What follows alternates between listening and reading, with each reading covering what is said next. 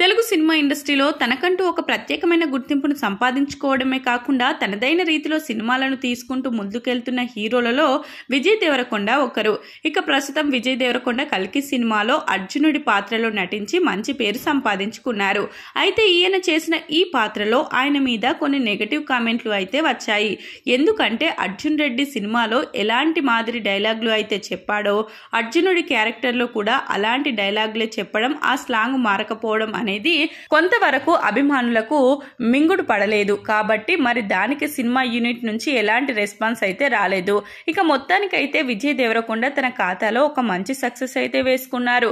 ఇక ఇదే ఉత్సాహంతో ఇప్పుడు విజయ్ చేస్తున్న 3 సినిమాల మీద మంచి ఫోకస్ అయితే చేస్తున్నారు.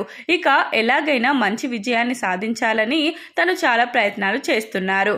ఇక అర్జునుడి క్యారెక్టర్ లో పాన్ ఇండియా లెవెల్లో చేసిన విజయ్ దేవరకొండ మంచి గుర్తింపు సంపాదించుకున్నారు.